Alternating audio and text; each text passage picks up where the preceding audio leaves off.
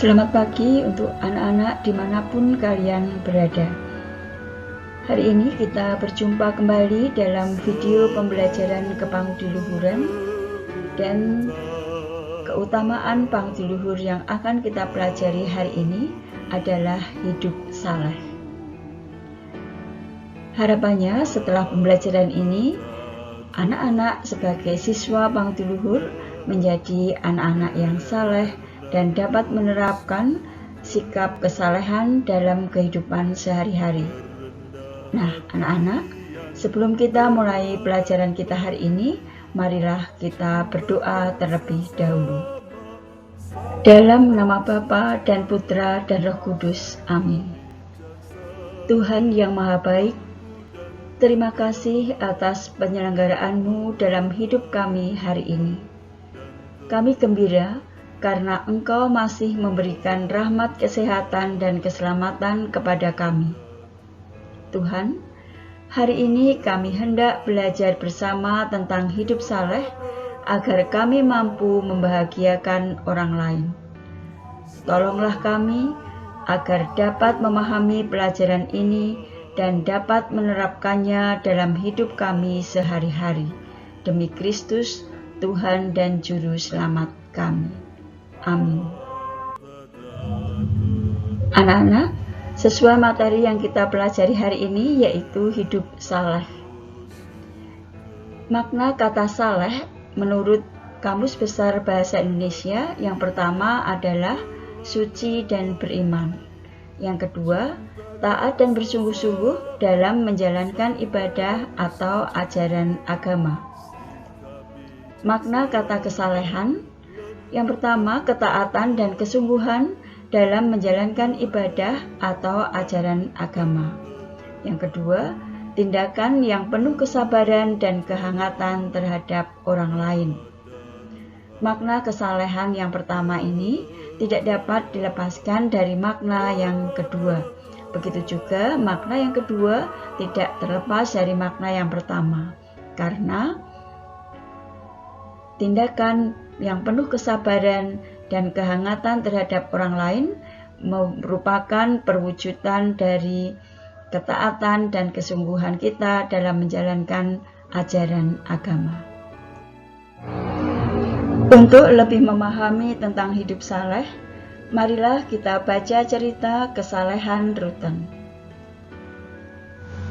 Di kota Maastricht, negeri Belanda, hiduplah seorang anak bernama Ludovicus Rutten. Keluarga Ludovicus Rutten sangat kaya. Orang tuanya memiliki rumah yang megah bagaikan istana, tanah yang luas, peternakan kuda, dan pabrik bir yang besar. Sebagai anak orang kaya, segala keinginannya dapat terpenuhi. Apalagi dia juga mempunyai nenek yang sangat memanjakannya. Rutten belajar di sebuah sekolah Latin bersama anak-anak orang kaya lainnya. Setiap kali mendapat nilai bagus, ia diberi hadiah-hadiah. Selain belajar di sekolah, Rutten juga belajar berkuda, menari, mendengarkan musik, bahkan ia juga belajar mengelola perusahaan ayahnya. Rutten punya banyak teman yang kaya, tetapi ia lebih suka bergaul dengan anak-anak petani yang miskin. Ia bersikap ramah dan sopan terhadap orang miskin. Ia merasa kasihan terhadap mereka. Ia pun sempat berpikir ingin menjadi petani agar dapat menolong orang-orang miskin. Ia rela meninggalkan segala kemewahan dan kekayaan asal dapat menolong mereka. Beberapa temannya ada yang bertabiat buruk, suka mencuri dan mengganggunya. Namun Rutten selalu sabar menghadapi mereka. Pikirnya, mereka berbuat seperti itu karena keadaan orang tuanya yang miskin. Maka, setiap hari Rutten rajin berdoa, mohon bimbingan Tuhan agar mampu menolong mereka. Anak-anak, dalam cerita yang baru saja kita baca, kita dapat menyimpulkan bahwa Rutten adalah seorang anak yang saleh. Dia mampu menerapkan sikap kesalehan dalam kehidupan sehari-hari. Nah, sekarang mari kita amati pohon sikap yang sudah ditampilkan di layar ini. Pada pohon sikap ini terdapat sikap-sikap yang sesuai dengan kesalehan Rutten dan ada juga sikap-sikap yang tidak sesuai dengan kesalehan Rutten. Mari kita ambil sikap-sikap yang tidak sesuai dengan kesalehan Rutten.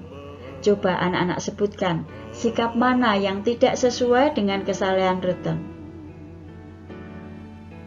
Menipu. Oke, menipu tidak sesuai dengan kesalehan Rutten, kita ambil ya. Kemudian, suka mencuri. Sikap apa lagi? Oh, sikap malas. Ya, Rutten tidak malas ya. Kemudian, kita amati lagi ya, masih ada tidak? Masih, sikap apa? Pelit. Ya, kita hilangkan. Kemudian sikap apa lagi yang masih tidak sesuai dengan kesalehan Rutten? Sombong. Oke, apalagi? Pemarah. Ya, dan masih ada lagi? Oh, masih ada satu. Apa? Berfoya-foya.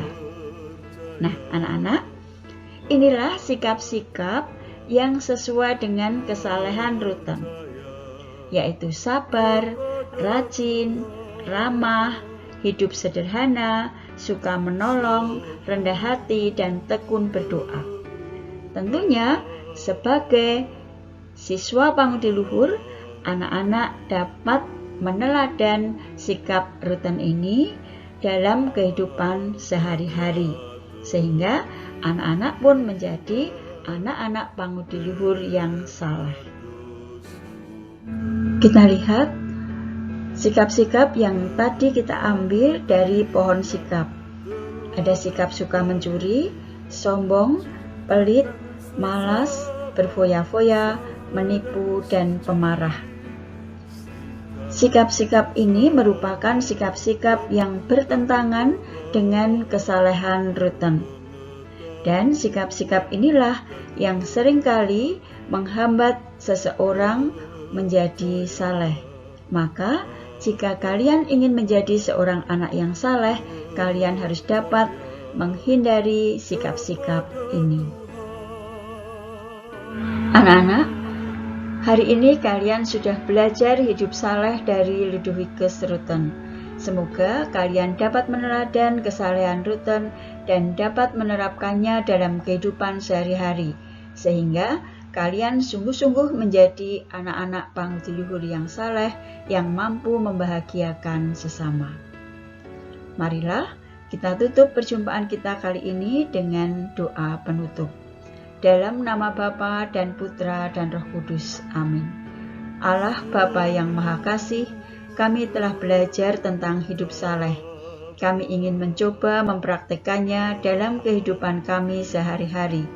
Utuslah Roh Kudus-Mu untuk mendampingi kami, agar kami mampu mewujudkan hidup saleh dan membahagiakan sesama kami, demi Kristus Tuhan dan Juru Selamat kami.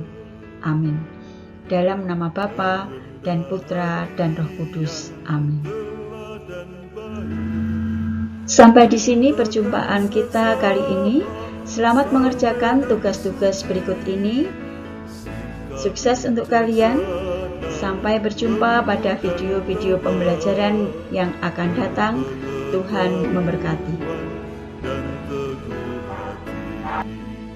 Percaya pada Tuhan, percaya kepada Tuhan. 10 keutamaan Pangudi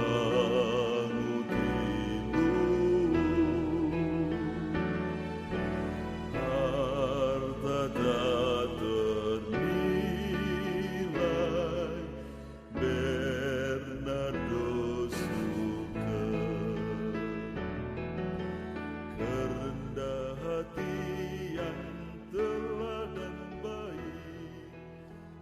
cintakan sesama, saleh dan suci.